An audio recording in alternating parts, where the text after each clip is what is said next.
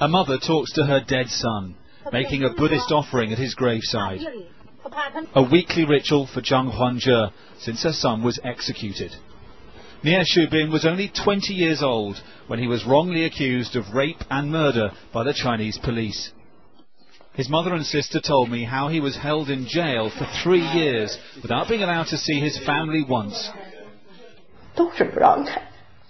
They never let me see him after his arrest. That continued till the end. I never saw him again before he was executed. And nobody told us that he had been executed.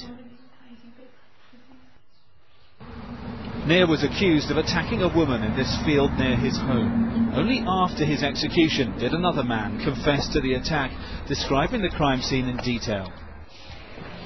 But Nie's family have never been compensated. His father has attempted suicide. His family say he's lost his mind in his grief.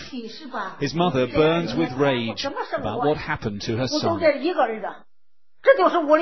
I just had one son. All my hopes rested on him.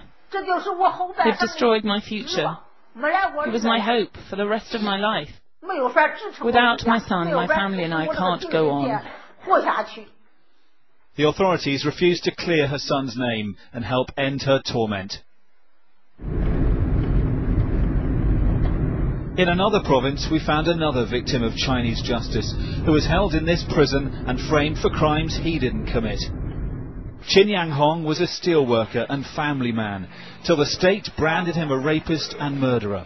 He was sentenced to death in a trial that lasted just half a day, the only evidence of false confession extracted by torture. They took turns to beat me. They don't let you sleep for days. They torment you. I still don't like to think about it. They beat me for days and tied me to the chair with my arms behind my back. It was very painful.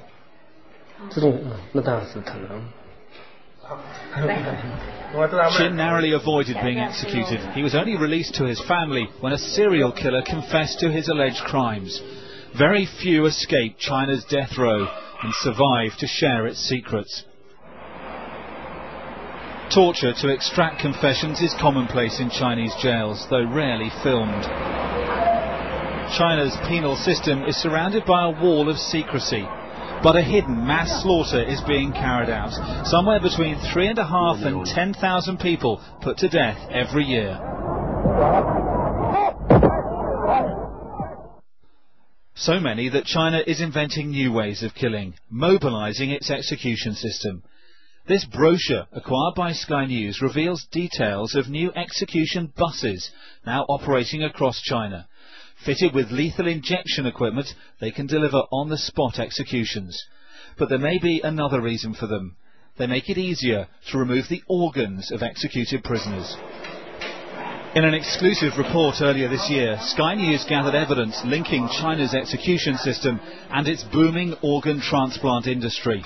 Filming secretly, we posed as relatives of a man needing a new liver.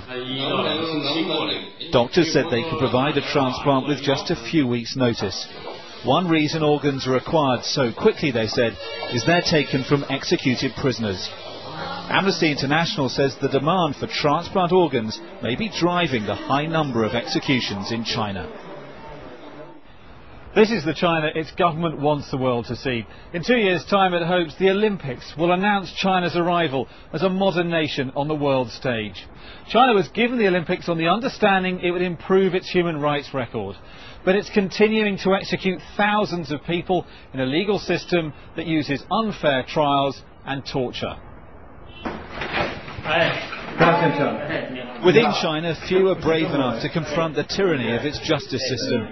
Gao Zhisheng is a lawyer with a heart and a lot of courage. He used to defend prisoners facing the death penalty before authorities banned him from practicing. It's painful being a lawyer in China, he told me, at times struggling with his emotions as he spoke of the people he's seen go to their death. In China, defending the condemned is a futile occupation. 99.99% of those who are accused of a crime and face the death penalty are found guilty and executed. Lawyers are no use at all. In every death penalty case that I defended, all of my clients were executed. Tipped off that police were on the way, we cut short our interview. Authorities had put Gao under surveillance, with teams of undercover officers keeping watch outside his home. Uniformed police were waiting for us, and we were detained, but not for long. The man we'd been to visit hasn't been so lucky. Weeks after our interview, Gao Zhisheng was arrested without a warrant.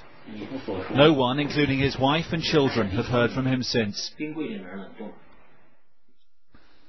Even by official figures, more people are executed every year in China than the rest of the world put together. The ranks of the condemned continue to grow, while calls for reform are being silenced. Dominic Waghorn, Sky News,